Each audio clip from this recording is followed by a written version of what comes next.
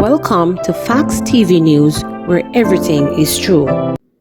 Men accused of shooting and injuring policeman in Central Village remanded. 3 men who allegedly shot and injured a policeman in Central Village, St. Catherine, were remanded and their case transferred to the Gun Court. Kevin Mark, 29, Denaro James, 26, and 30-year-old Andrew Reed, all of Central Village addresses, are to return to the court on November 10. It is alleged that about 11 p.m. on October 7, a policeman went into Central Village on personal business when he was attacked by the accused men who allegedly fired several shots hitting the policeman in the back. The victim was rescued and taken to the Spanish Town Hospital by his colleagues from the Central Village Police Station. An investigation was launched which resulted in the trio being arrested and charged.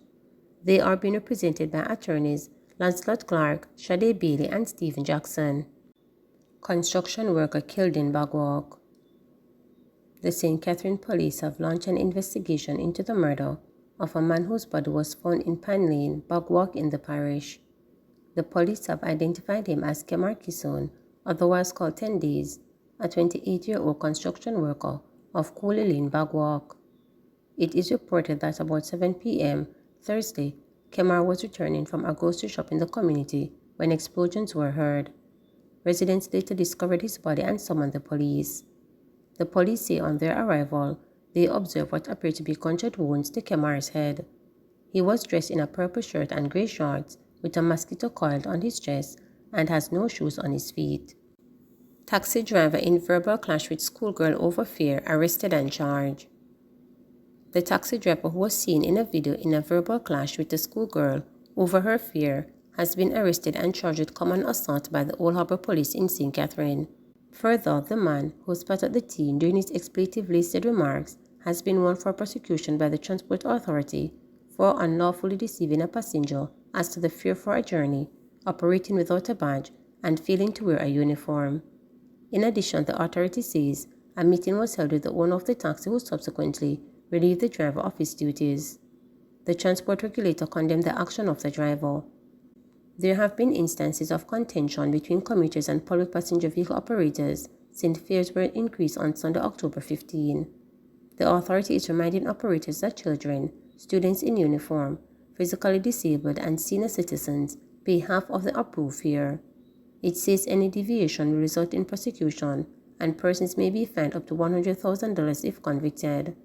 The public can report the acts to overcharging to an agency by calling toll-free 1-888-991-5687 or 876-926-8912 or WhatsApp images or videos to 876-551-8196 or 876-279-8515.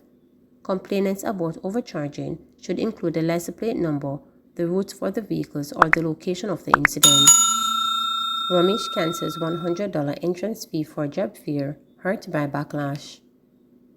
Following heavy criticism of a $1,000 entrance fee to attend the Ramesh Major Job Fair, organizers waived the charge for those who turned up. Major had defended the fee in hitting back at his critics, but he had a different tune, stating that imposing a fee for the job fair was a tool used to weed out prospects who were not serious about obtaining employment. What happened is that this was a thing that was put there to sniff out all the time wasters.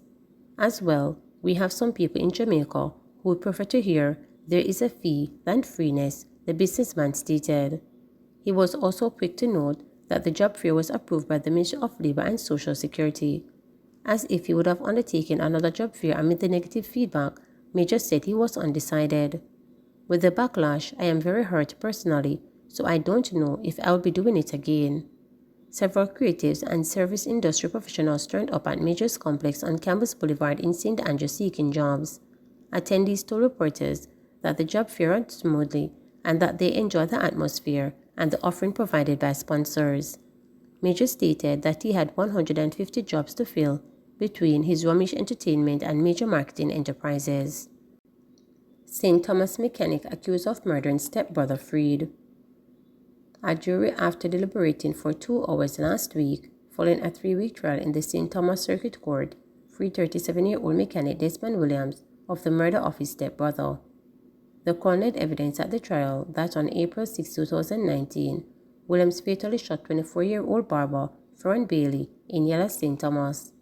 Evidence was given that while at a wake for his grandmother, Williams took out a gun from one of his relatives who had brandished the weapon during an argument. The prosecution contended that Williams then used the gun to shoot and kill the deceased and also wounded another person in the process.